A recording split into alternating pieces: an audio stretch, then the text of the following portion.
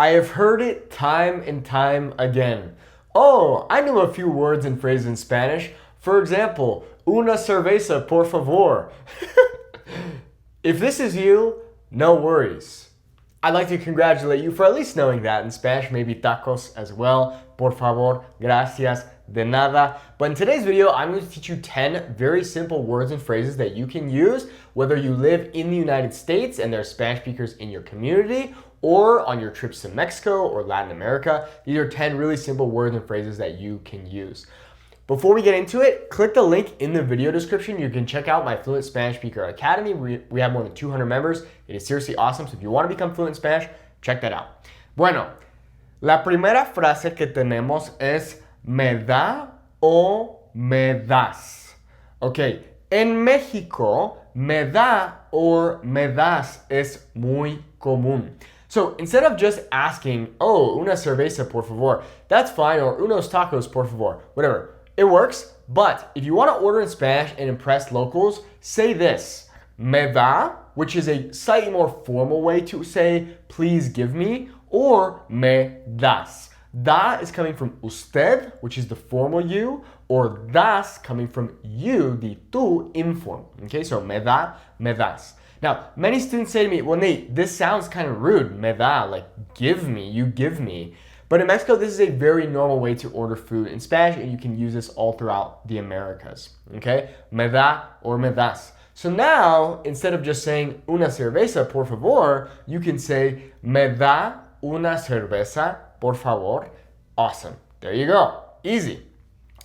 No pasa nada, okay? Literally translating to nothing happens, okay? What this really means is no worries. All good. Let's say they bring you the kind of chela or beer, cerveza, that you don't want, and you're like, oh, I wanted a Modelo, I didn't want a Pacifico. Then you can be like, but está bien, no pasa nada. Like, all good, no worries, no pasa nada. Okay? Next, what I just said, está bien. So está bien can mean okay, like, oh, you want a Modelo, right? Sí, está bien. Like, yes, okay, sounds good. Okay? Or está bien could mean, he is okay or whatever. But in this case, we're just like, yep, it's okay. It's good. Sounds good. Or okay, está bien. Do you want me to bring it to you cold? Sí, está bien. Yes, that's okay. Okay? Está bien. Easy. If you're going to Mexico or you're in the United States and you're speaking with a Mexican Spanish speaker, órale, meaning like, wow. It's kind of expressing surprise or disbelief. This can be a good thing or a bad thing. So if I were to tell you, oye amigo, acabo de ganar la lotería, you could respond, órale, qué chido. Like, hey, I just won the lottery. No way, how cool. Órale, like, wow, oh my gosh, órale, okay? Listo. Listo means ready. This can also mean smart, depending on the context, but most often when you hear that word listo, it's going to mean ready. So, for example, if you go to a restaurant and the waiter says to you, ¿Están listos para ordenar? Are you guys ready to order? ¿Están listos para ordenar? And then you could respond with, sí, estamos listos. We are ready. Or if it's just you, you can make that singular and say, sí, estoy listo. You can also just say, listo. And they'll say, okay, ¿qué vas a querer? What are you going to want? Okay? Boom. There you go. Next, perdón, meaning pardon or excuse me. Now, we have kind of 3 different ways that we can say excuse me in Spanish, and it depends on the context. Perdón could be if I bumped into someone, ay, perdón, like, oh, sorry. You could also use it to catch someone's attention. We would also use the phrase disculpe or disculpa to get someone's attention. So let's say the waiter is walking by, you could say, disculpe, joven, excuse me, young man, otra cerveza, por favor, for example, because we're on the theme of cerveza here. Okay, so perdón, okay, this means like excuse me, okay? You also have permiso, which is like excuse me, like I'm trying to walk by you, con permiso, gracias, like excuse me, okay? Como. Now, don't say que. If someone asks you something you don't understand, don't say que. You can, and it makes sense. However, it sounds more polite to say como, meaning what? Como?